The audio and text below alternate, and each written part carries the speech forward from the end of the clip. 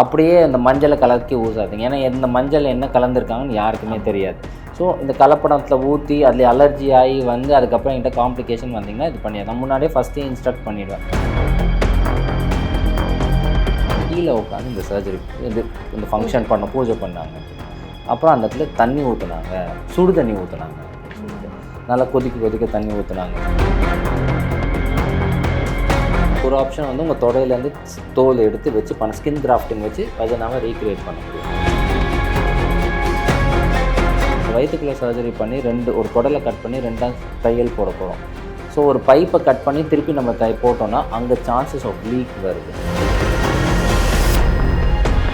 ஃப்யூச்சரில் இப்போ ஒரு பார்ட்னர் இருக்காங்க, அவங்களுக்கு அந்த இன்டர்கோர்ஸ் பண்ண போகிறாங்கன்னா அந்த இது வந்து ரொம்ப ரஃப்பாக இருக்கும் அவங்களுக்கு.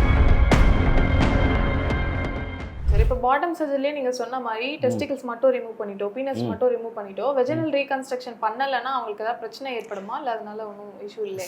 If you do an SRS 0, பேசிக்காக நீங்கள் SRS 0 பற்றி ஜீரோ டெப்த் பேசுகிறீங்க. ஸோ உங்களுக்கு ஷேப் இருக்கும், பட் ஆனால் உங்களுக்கு டெப்த்து கிடைக்காது, வெஜினல் கேவிட்டி இல்லை. இன்கேஸ் ஃப்யூச்சரில் ஒரு 2 years கழிச்சு எனக்கு கேவிட்டி வேணும்னு சொன்னீங்கன்னா you have only 2 options. Okay, but first penis இருக்கும்போதே பண்ணுறோன்னா அப்போ பீனல் இன்வர்ஷன் பண்ண முடியும். So that's a little better procedure. 2 ஆப்ஷனில் என்னென்னா, ஒரு ஆப்ஷன் வந்து உங்கள் தொடையிலேருந்து தோல் எடுத்து வச்சு ஸ்கின் கிராஃப்டிங் வச்சு வஜனாவை ரீக்ரியேட் பண்ண முடியும். இதில் என்ன ப்ராப்ளம்ஸ் வருதுன்னா, ஒரு ஸ்கின் கிராஃப்டிங்கிறது இந்த சைடில் ஒரு கேவிட்டி மாதிரி ஒரு ரவுண்டாக பண்ணும்போது அது எப்போவுமே க்ளோஸ் ஆகும்போது இப்படி தான் க்ளோஸ் ஆகும். ஸோ அது வந்து எப்போவுமே பக்கத்தில் வரதான் ட்ரை பண்ணுப்போம். ஸோ மோல்டு உள்ளே வச்சு டைலேட் பண்ணிக்கிட்டே இருக்கணும். அண்ட் இந்த தோல் வைக்கிறது வந்து நார்மலாக உங்களுக்கும் எனக்கும் வரா மாதிரி இந்த வேர்வை வர்றது, இந்த ஆயில் ப்ரொடக்ஷன்லாம் இருக்காது. வெறும் கிராஃப்ட் எடுத்து வைக்கிறதுனால ரொம்ப ட்ரையாக இருக்கும்.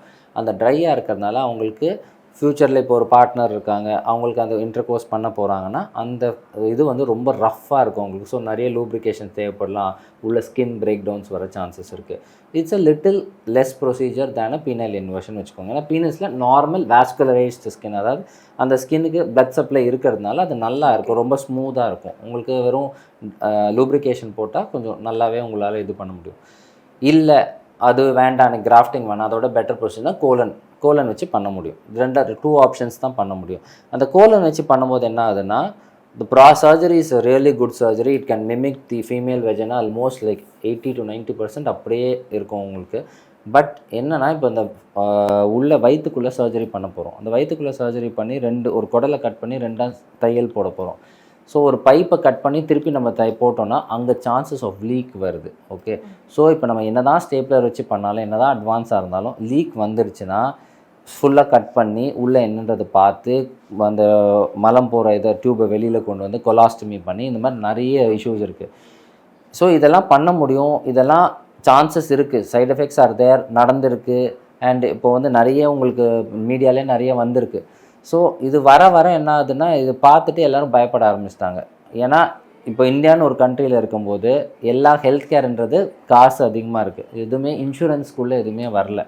அதே மாதிரி ஹெல்த் பாலிசிஸ் லைக் கண்ட்ரிக்குள்ளே ஹெல்த் பாலிசிஸ்குள்ளே எதுவுமே வரல. ஸோ வராததுனால அவங்க நிறைய ஸ்பெண்ட் பண்ண வேண்டியதாக இருக்குது. அப்ஃப்ரண்ட்டாக ஒரு காஸ்ட் வரும், ப்ளஸ் காம்ப்ளிகேஷனுக்கு ஒரு காஸ்ட், இப்படின்னு போயிட்டே இருக்கும்போது வீல் ஹாவ் டு அதை பேர் பண்ண கஷ்டமாக இருக்குது. அண்ட் அவங்களோட நார்மல் லைஃப் லீட் பண்ண முடியாது. ஸோ டைம் பீரியட் இருக்குது. ஸோ இதனால் அந்த ஃபஸ்ட்டு அது பண்ணிட்டாங்க அப்படின்னா தென் இது 2 தான் ஆப்ஷன்ஸ் இருக்கிறதுனால அவங்க அது வந்து ரொம்ப டிஃபிகல்ட்டாக இருக்கும். எதர் தே ஸ்டிக் வித் இட், எனக்கு வேண்டாம் அப்படின்னு, இல்லை பண்ணி காம்ப்ளிகேஷன்ஸ் வரலாம், இல்லை பண்ணி நல்லாவும் இருக்கலாம். ஸோ பட் ஃபர்ஸ்ட் சர்ஜரி பண்ணும்போதே அந்த கரெக்டாக சொல்லிட்டோம்னா அவங்களுக்கு chances of better surgical process ரொம்ப நல்லாயிருக்கும். ஏன்னா penile inversion is relative less complicated. PBV is also not less complicated. ஏன்னா நம்ம எதுவுமே குடலில் இது பண்ண போகிறது இல்லை. ஸோ அதனால it's less complicated. I always tell them, ஏன்னா ரிஸ்க் பெனிஃபிட் எப்போவுமே பார்த்துக்கோங்க. இந்த ரிஸ்க் எடுக்கிறதுக்கு உங்களுக்கு பெனிஃபிட் வர்த்தான்றது you only have to decide. அது வர்த்து நான் பண்ணிக்க ரெடி, எனக்கு இந்த ப்ராப்ளம்ஸ் வந்தாலும் என்னால் ஃபேஸ் பண்ணுமா, yes go ahead, no problem. But இல்லை நானும் பண்ணுறேன், நானும் ஒரு பியர் ப்ரெஷர், நானும் ஏதோ பண்ணுறேன், நானும் இப்படி மாறணும்னு இருக்கேன், ஆனால் எனக்கு அதை பற்றி எதுவும் ரொம்ப ரிஸ்க்கெலாம் வேண்டாம்னா then there are other options available which you can get out. Okay sir, success rate எப்படி சார் இருக்குது இந்த சர்ஜரிஸை பொறுத்த வரைக்கும்? ஏன்னா நிறைய பண்ணிக்க முன் வரவங்களே ரொம்ப கம்மியாக இருக்காங்க. அப்படி இருக்கும்போது நிறைய பேர் நாங்கள் நியூஸ் பார்க்குறோம், இந்த மாதிரி நான் சர்ஜரி பண்ணேன், எனக்கு பாதிப்பு ஏற்பட்டுடுச்சு அப்படின்னு. ஸோ சக்ஸஸ் ரேட் எப்படி இருக்குது நம்ம இந்தியா ஆர் தமிழ்நாட்டில் பார்க்கும்போது? சக்ஸஸ் ரேட் பொறுத்த வரைக்கும் அதான் சொன்னேன், பினைல் இன்வர்ஷன்ஸ் ஆர் இந்த பெரிட்டோனியல் புல் த்ரூலெலாம் நல்லா சக்ஸஸ் இருக்குது. இந்த சக்ஸஸ் வந்து டசன்ட் டிபெண்ட் ஆன் சர்ஜரி மட்டும். Okay, so there is another part where அவங்க டைலேட் பண்ண சொல்லுவோம். ஸோ நாங்கள் டைலேட் பண்ணி எல்லாம் நார்மலாக பண்ணால் 6 months அவங்க ஹாஸ்பிட்டலே தான் இருக்கும், which is not possible. So அவங்க வீட்டில் டைலேட் பண்ணணும், பெயின் இருக்கும், டைலேட் பண்ண மாட்டாங்க. தென் அவங்க நிறைய ரிச்சுவல்ஸ் ஃபாலோ பண்ணுவாங்க. கீழே உட்காரக்கூடாதுன்னு சொல்லுவேன் 3 weeksக்கு இல்லை 3 monthsக்கு உட்காரக்கூடாது. அண்ட் இந்த சுடுதண்ணி ஊற்றுறது இல்லை நிறைய ரிச்சுவல்ஸ் இருக்கும் அவங்கக்கிட்ட. ஸோ அதுவும் wound ஹீலிங்காக கம்மியாகிட்டே வரும். ப்ளஸ் இந்த ஏரியா இட் செல்ஃப் நம்ம வந்து ஒரு ஃபிசியலாஜிக்கு அகெயின்ஸ்டாக போய் ஒரு சர்ஜரி பிளான் பண்ணுறோம். பண்ணும்போது நம்ம அதை எப்படி பார்த்துக்குறோம், நம்ம அதில் ஃபுல்லாக இறங்கியிருக்காங்க, ஃபுல்லாக இறங்கி தேர் ஃபுல்லி இன்வெஸ்டட். ஸோ என்னை பொறுத்த வரைக்கும் ஸ்டார்டிங்கில் இப்போ வந்து பேசுகிறோம் அப்படின்னா அப்போ ஆரம்பித்து சர்ஜரிக்கு முன்னாடி வரைக்கும் ஒரு 4-5 தடவை அந்த காம்ப்ளிகேஷன்ஸ் மட்டும் திருப்பி சொல்லிக்கிட்டே இருப்பாங்க அவங்ககிட்ட. ஸோ தட் தே அண்டர்ஸ்டாண்ட் என்ன ஒரு சர்ஜரி போகும்போது அவங்க டைம் லைன் ஆஃப் ரிகவரி எவ்வளோ நாள் ஆகும்னு. ஏன்னா நவ் இப்போது என்னை பொறுத்த வரைக்கும் நவ் இந்த காஸ்மெட்டிக் சர்ஜரியோ இல்லை பிளாஸ்டிக் சர்ஜரி பொறுத்த வரைக்கும் everybody things is like going to a movie. அவ்வளோ சிம்பிளாகிடுச்சு.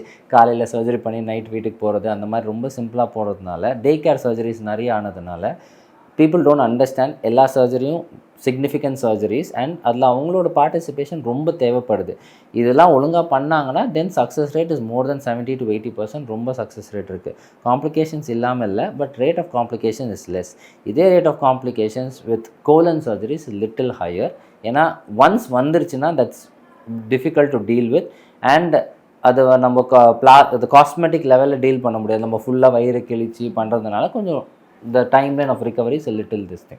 Okay, அப்ப instructions கரெக்ட்டா ஃபாலோ பண்ணாலே complications 100% instructions ஃபாலோ பண்ணா மட்டும் போதும், அவ்வளவுதான். நீங்க வேற எதுவுமே பண்ண வேண்டாம். ஓகே, சொன்ன மாதிரி அவங்க எல்லாமே ஒரு சமூகமா இருக்கிறதுனால இத்தனை நாள் நிறைய வழிமுறைகள் ஃபாலோ பண்ணிட்டு வந்திருப்பாங்க. அது மாதிரி நீங்க காமனா பாக்குற விஷயங்கள் அவங்க இந்த மாதிரி பண்ணி அது பெரிய காம்ப்ளிகேஷன் ஆயிடுச்சுன்னு என்ன மாதிரியான வழிமுறைகள் எல்லாமே இருக்கு? ஸோ ஃபார் அ பேஷண்ட் இப்போ 3 weeks பேஷண்ட் நல்லா இருந்தாங்க, சர்ஜரி பண்ணியாச்சு, எல்லாம் everything was fine, I was very happy, எல்லாம் நல்லா இருக்குன்னு. 3rd week சரி எனக்கு ஒரு ஃபங்க்ஷன் வைக்க போகிறாங்க அப்படின்னா, சரி 3 weeks தானே ஃபங்க்ஷன் தானே நல்லா இருக்காங்கன்னு சொல்லி அந்த யூரின் டியூப்லாம் எடுத்துகிட்டு இது பண்ணியாச்சு. Next week patient come saying அந்த ஹோல் ஊண்டு அப்படி பிரிஞ்சு வந்துருச்சு. என்ன பண்ணீங்க அப்படின்னு கேட்டதுக்கு நான் எதுவுமே பண்ணல, தானாக ஆயிடுச்சு அப்படின்னா. எப்படி தானாச்சு அப்படின்னு சொல்லிட்டு நான் திருப்பி கேட்டேன். ஏன்னா 3 weeksக்கு அப்புறம் அந்த ஊன் பிரியறதுன்றது ரொம்ப கஷ்டம். இன்ஃபெக்ஷன் கிடையாது, ஒன்றும் கிடையாது, எதுவுமே இல்லை. அப்புறம் சொல்கிறாங்க நான் கீழே உட்காந்து இந்த சர்ஜரி இந்த ஃபங்க்ஷன் பண்ண பூஜை பண்ணாங்க அப்படின்னு. அப்புறம் அந்த இடத்துல தண்ணி ஊற்றுனாங்க, சுடு தண்ணி ஊற்றுனாங்க அப்படின்னு சொல்லிட்டு, நல்லா கொதிக்க தண்ணி ஊற்றுனாங்கன்னு சொல்லிட்டு. ஸோ இந்த ஆப்வியஸாக அந்த கொதிக்க தண்ணி ஊற்றும் போது அது பர்ன்ஸ் ஆகிடும் ஃபஸ்ட். ஏன்னா அந்த ஏரியாவே ரொம்ப சென்சிட்டிவான ஏரியா, ஸ்கின் ரொம்ப சென்சிட்டிவ். ப்ளஸ் அவங்க கீழே உட்காரதுனால அந்த டென்ஷன், ஊனில் இருக்க டென்ஷன் போய் உள்ளே இருக்க தையல் எல்லாம் பிரிஞ்சிருச்சு ஃபுல்லாக. ஸோ அந்த ப்ராசஸை நான் திருப்பி ரிவர்ட் பண்ணி ஃபுல்லாக திருப்பி கொண்டு வந்து திருப்பி இன்னொரு சர்ஜரி எடுத்துகிட்டு போய் திருப்பி பண்ணி எல்லாம் கொண்டு வரதுக்கு எனக்கு 6 மாதம் ஆச்சு அவங்க ரிக்கவரிக்கு. அதுவே அவங்க இதெல்லாம் பண்ணாமல் இருந்தாங்கன்னா அவ்வளோதான், இன்னும் ஒரு 1 monthல எல்லாம் ரிக்கவர் ஆகி போயிருப்பாங்க. ப்ளஸ் அவங்களோட காஸ்ட் டபுள் ஆகுது. ஸோ நிறைய விஷயங்களுக்கு அதான் நான் ஃபஸ்ட்டு இப்போ என்னென்னா முன்னாடியே சொல்லிடுறது, இந்த ஃபங்க்ஷன் பண்ணிங்கன்னா சேரில் தான் உட்காரணும், இந்த தண்ணி ஊற்றக்கூடாது, ஊற்றுறதா இருந்தால் நார்மல் தண்ணி ஊற்றுங்க, அப்படியே இந்த மஞ்சளை கலக்கி ஊசாதீங்க. ஏன்னா இந்த மஞ்சள் என்ன கலந்துருக்காங்கன்னு யாருக்குமே தெரியாது. ஸோ இந்த கலப்படத்தில் ஊற்றி அதில் அலர்ஜி ஆகி வந்து அதுக்கப்புறம் என்கிட்ட காம்ப்ளிகேஷன் வந்தீங்கன்னா இது பண்ணிடுறேன். நான் முன்னாடியே ஃபஸ்ட்டே இன்ஸ்ட்ரக்ட் பண்ணிவிடுவேன். ஸோ இதுதான் பண்ணணும். அண்ட் அவங்க எல்டர்ஸ் யாராவது கூப்பிட்டு வராங்கன்னா அவங்ககிட்டயும் சொல்லிவிடுவேன், நீங்கள் பூஜை பண்ணுறதுலாம் ஒன்றும் பிரச்சனை கிடையாது, ஆனால் நீங்கள் கீழே உட்காந்து தான் பண்ணணும்னு பண்ணாதீங்க. சேரில் டீசெண்டாக சேரில் உட்காந்துக்கோங்க, தண்ணி மட்டும் தயவு செஞ்சு ஊற்றாதீங்க, நான் சொல்கிற வரைக்கும் புண்ணெல்லாம் ஆறட்டும். இல்லை 3 மாதம் கழிச்சுக்கு சர்ஜரி இது பண்ணிக்கோங்க, ஒன்றும் பிரச்சனை, எல்லாம் ஆறினதுக்கப்புறம் பண்ணிக்கோங்க, அவ்வளோதான். ஸோ இது வந்து என்னோட எவல்யூஷன். இதெல்லாம் நான் பார்த்து நானே ஃபஸ்ட்டு நானே முன்னாடியே சொல்லிடுறது, யாருமே கேட்கணும்னு தேவையில்லை, நானே சொல்லிவிடுவேன், அவ்வளோதான். ஓகே.